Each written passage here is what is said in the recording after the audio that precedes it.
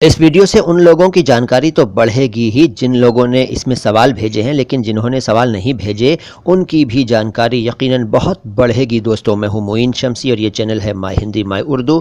और आज मैं लेकर हाजिर हूं Q&A 25 यानी कि सवाल आपके जवाब MHMU के सीरीज़ की 25वीं कड़ी।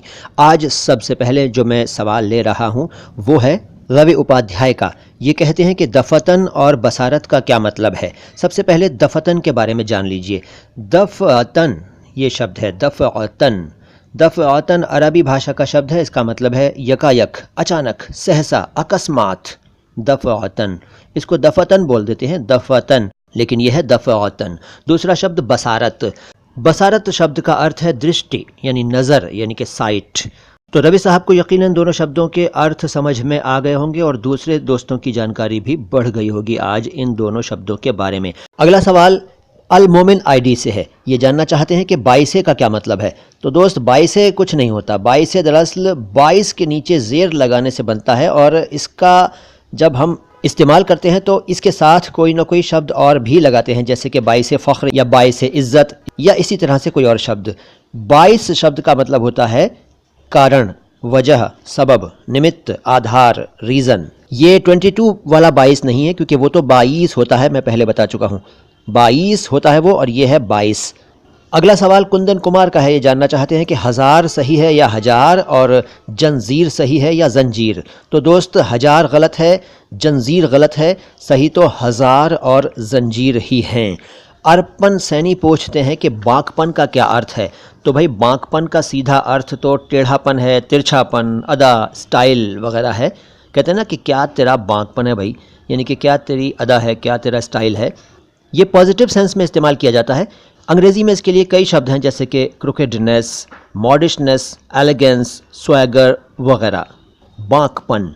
अगला कमेंट ऑलवेज स्माइल ID से है। ये जानना चाहते हैं कि हिंदी कैसे बोलें, हिंदी बोलना सिखाएं, ऐसा लिखा है इन्होंने। एक वीडियो बनाए हिंदी बोलने के लिए। तो भाई, ऑलवेज स्माइल हमारे सारे के सारे वीडियोस ही हिंदी और उर्दू बोलना सिखाते हैं। यही हिंदी है, यही उर्दू है, जो हम बोलते हैं, जो आप बोलते हैं। उर्दू भाषी इसको उर्दू कह देते हैं, हिंदी भाषी इसको हिंदी कह देते हैं। विस्तार से जानने के लिए यानी कि तफसील से जानने के लिए हमारे 400 से ज़्यादा वीडियोस देखते रहिए, बहुत कुछ जान जाएंगे और सीख जाएंगे। टिपिकल हिंदी के शब्द भी सिखाता हूँ, टिपिकल उर्दू के वर्ड्स भी बताता हूँ, संस्कृत, अरबी और फ़ारसी और तुर्की के शब्द भी मैं बताता रहता हूँ। देखते रहिए हमारे वीडियोज़। हेट प्यूडीपाई ID से एक सवाल आया है और ये जानना चाहते हैं कि स्टीम, व्याह और शिकस्ता को हिंदी में क्या कहते हैं। तो भाई, स्टीम तो अंग्रेज़ी का शब्द आपने लिखा है और व्याह पंजाबी का हुआ और शिकस्ता उर्दू में चलता है, दरअसल फ़ारसी भाषा का शब्द है। तीनों के बारे में बता देता हूँ।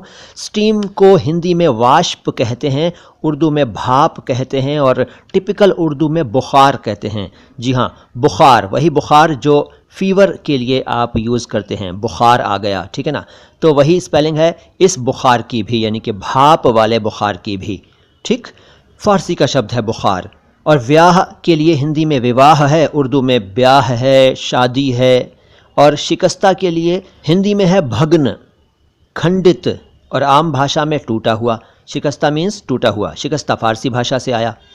तो मुझे यकीन है आज आपको बहुत कुछ मालूम हुआ होगा। अगर कोई सवाल आपका है तो आप कमेंट बॉक्स में लिख दीजिए, मैं बताने की पूरी कोशिश करूंगा। हमारे वीडियोस को ज़्यादा से ज़्यादा शेयर कीजिए और कमेंट बॉक्स में हमेशा कुछ ना कुछ ज़रूर लिखा करें। हमारी डिफरेंट प्लेलिस्ट्स हैं, उनको देखिए। और इसके अलावा हमारे 2 चैनल और हैं, अल्फाज, आवाज़, अंदाज़, जिस पर आप हमारी रचनाएँ यानी कि हमारी गज़लें, गीत और जोक्स भी और शॉर्ट स्टोरीज़ भी सुन सकते हैं। और नो बकवास बातें ख़ास चैनल है, उस पर आप तरह तरह के वीडियोस देख सकते हैं। तो उन दोनों चैनल्स को भी विज़िट कीजिए। मैं हूं मोइन शम्सी, आता हूं बहुत जल्द लेकर आपके लिए कोई और बढ़िया सी जानकारी। सलाम हिंदुस्तान।